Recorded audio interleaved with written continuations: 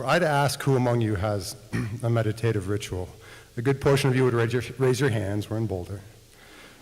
But I believe the number is much larger than that. The most common ritual I can think of in American life is morning coffee. You put the kettle onto steam, you open the bag of beans, you inhale that beautiful smell. You grind the beans, you put them in the French press. You pour the water over, you cover it, you wait. You pour yourself a mug. Perhaps you pour your lover a mug, and you set it next to them lovingly. You savor that first sip, your body opening to the drink. You feel the caffeine and the aroma coursing through you, opening up your channels. And with that comes that first big breath of pleasure and relief. That moment. And your day has changed, maybe just by a little bit. But I find the more time and attention I put on that moment, the more my day has changed. Or you can throw a cake up in the machine and push the button. It's your choice. You can also try to romantically hand your lover a K-cup. Sexy. I hope you can feel the choice here. Ritual is profound existential sustenance, and it is one that we are starved for. We offer time and attention, what little we allow ourselves these days, and in return we can, for a short while, experience the infinite through the particular. I have deeply embraced a form of ritual. It is realigning my relationship with myself, with others, with nature. That ritual is that I serve tea. This is not a box of Liptons and 2 mugs.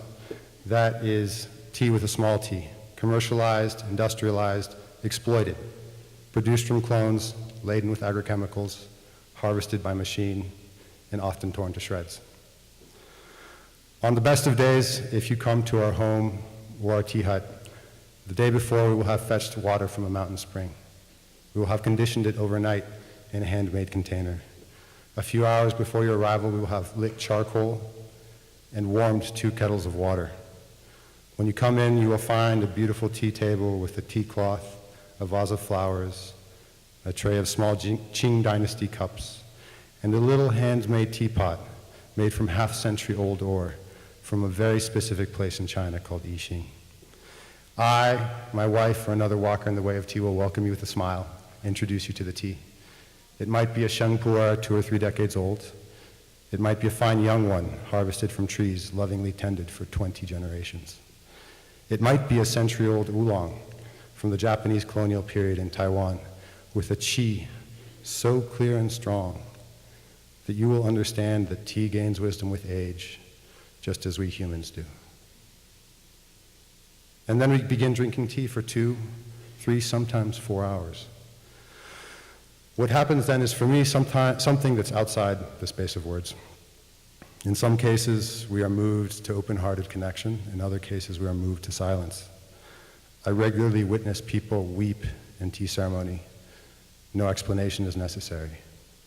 I have experienced my most powerful moments of prayer, my most profound moments of connection with self, and some of my most real moments of connection with others when we drink tea like this. This is a tea tree.